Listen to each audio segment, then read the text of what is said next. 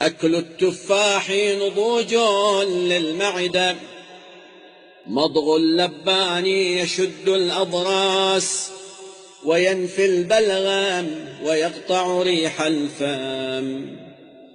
أكل السفرجل قوة للقلب الضعيف، وهو يطيب المعدة ويذكي الفؤاد ويشجع الجبان ويحسن الولد. أكل 21 زبيبة حمراء على الريق في كل يوم تدفع الأمراض إلا مرض الموت. كلوا الدباء فإنه يزيد في الدماغ، وكان يعجب النبي صلى الله عليه وآله وسلم. كلوا الأترج قبل الطعام وبعده، فإن آل محمد عليهم السلام يأكلون. الكمثرى يجلو القلب ويسكن أوجاعه بإذن الله.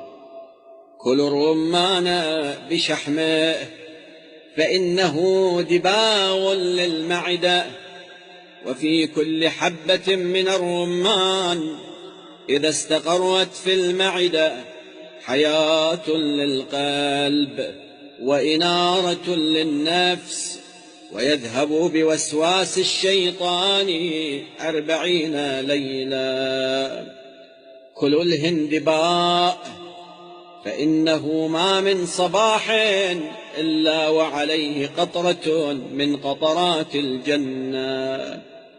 نعم الإدام الخل يكسر المر ويحيي القلب. استعطوا بالبنفسج، فإن رسول الله صلى الله عليه وآله وسلم قال: لو يعلم الناس ما في البنفسج لحسوه حسوا، إنه حار في الشتاء بارد في الصيف. تشمموا النرجس ولو في العام مرة، فإن في قلب الإنسان حالة لا يزيلها إلا النرجس. حسو اللبن شفاء من كل داء إلا الموت. اتخذوا الماء طيبا، اشربوا ماء السماء فإنه طهور للبدن ويدفع الأسقام. قال الله عز وجل: وينزل عليكم من السماء ماء ليطهركم به ويذهب عنكم رجز الشيطان وليربط على قلوبكم ويثبت به الأقدام.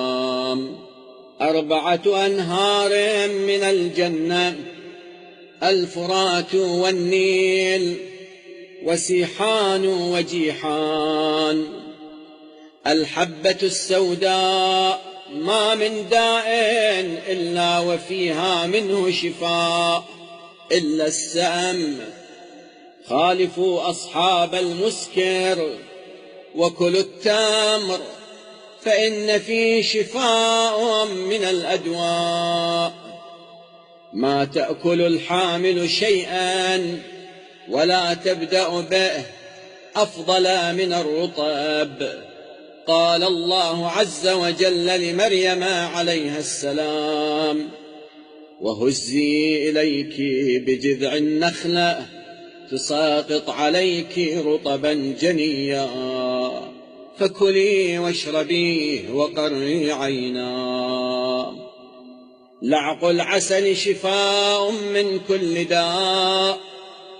قال الله تبارك وتعالى: يخرج من بطونها شراب مختلف ألوانه فيه شفاء للناس، وهو مع قراءة القرآن.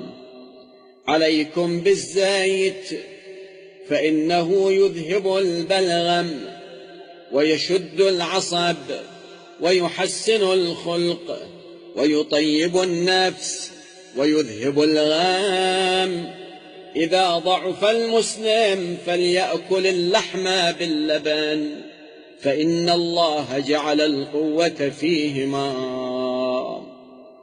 ابدأوا بالملح في أول طعامكم واختموا به، فلو يعلم الناس ما في الملح لاختاروه على الترياق المجرب. من ابتدأ طعامه بالملح أذهب الله عنه 70 داء لا يعلمه إلا الله عز وجل.